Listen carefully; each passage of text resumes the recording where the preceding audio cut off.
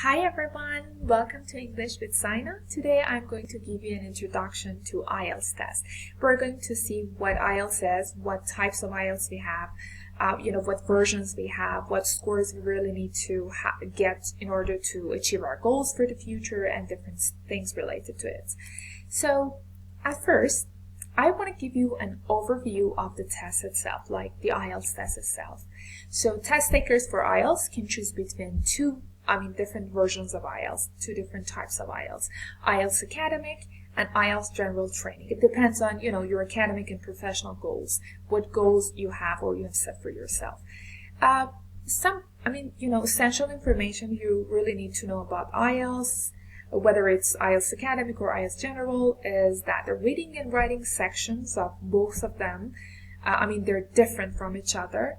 While the listening and speaking sections are the same.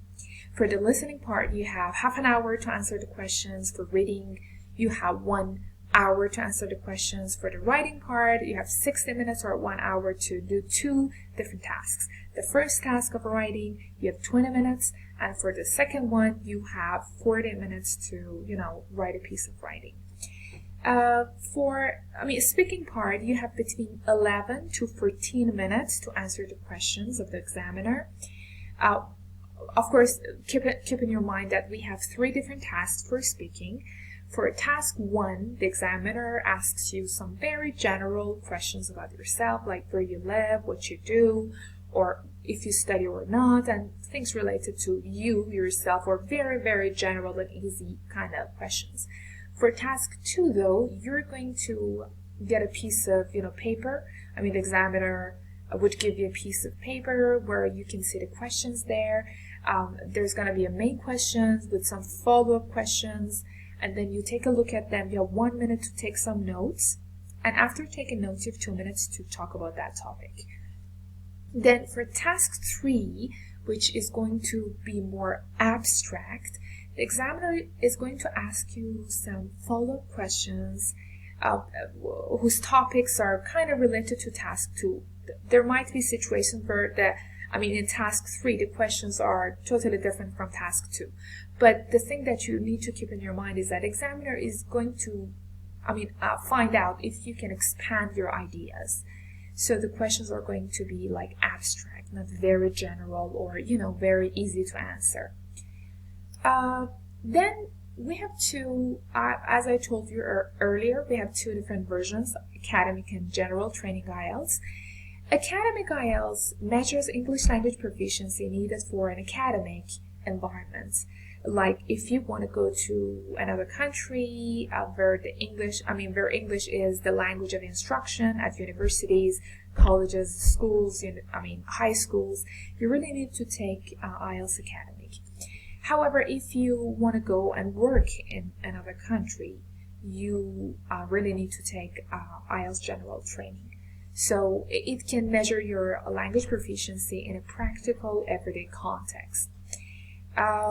So the question that most people ask, most test takers ask when they want to take IELTS is that, can I take the IELTS test online or not? Yes, definitely you can do that. We have 2 different forms of IELTS, like you can either have paper-based IELTS or online or computer-based IELTS. In paper-based IELTS, you go to a language center. There's a piece of paper. You can see the questions in front of you. You should answer the question with a pencil.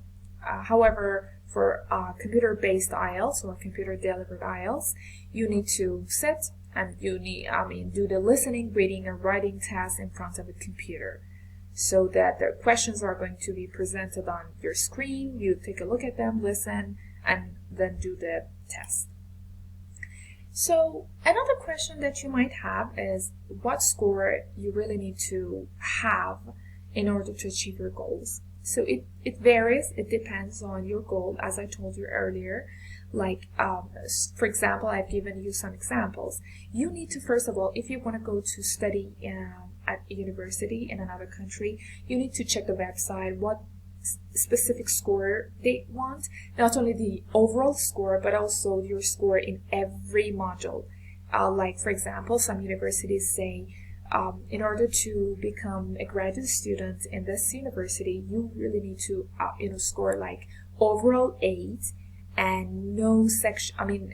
No section lower than like 7.5. So you really need to know what score you want for this specific program. So, for example, Canadian nurses are required to achieve a higher band score in their IELTS speaking and writing. So IELTS speaking and writing, 2 speaking and writing sections would be more important for Canadian nurses to be hired. So Australian teachers are required to achieve higher scores in their IELTS speaking and listening section.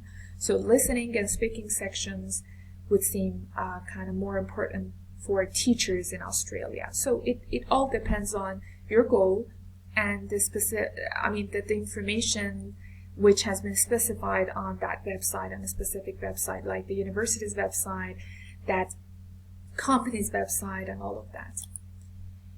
So here you can see some general information. You're just for your own sake, I've provided them for you, like band scores and their meanings, like from 0 to 9. As you can see here, 9 shows you're an expert user, kind of native speakers, and 8, very good user, and all of them you see. So this is something for your own information. If you've scored like 7, you know that you're a good user of English language, and like that. So some general tips for students, for test takers who want to take IELTS. First of all, you need to make sure to think about the context before you listen and identify the type of information you will need to listen for. You really need to read the questions before you hear the text and use the time between each section to prepare for the following section. For the reading, you really need to use reading skills such as skimming or scanning. You will need to use these skills to answer all the questions in 60 minutes or 1 hour. Know how best to approach each type of reading task. We have different tasks, so you really need to know how to, approach each of them. Answer the questions and transfer your answers to the answer sheet within the time allowed. That if you have like 20 minutes, just stick to that 20 minutes. Don't exceed that. For the writing section, you need to analyze the question carefully and plan your answer before starting to write. Keep in mind the reader and the purpose when writing. Structure your writing logically and clearly. The structure is important. Decide on a position and use examples and evidence to support points that you make in task 2. For the speaking part, you should feel confident. Remind yourself to relax and enjoy the conversation with the examiner. Listen carefully to the questions. Use fillers and hesitation devices if you need thinking time before answering. Realize it is your language level, not your opinions, which are being evaluated. So here are the resources. You can see the resources here. And thank you very much for watching this video. If you have any questions, you can contact me via email, or here you can see my Instagram address. So you can contact me in any ways you are more comfortable. I wish you a nice day, and I'll see you soon. Bye.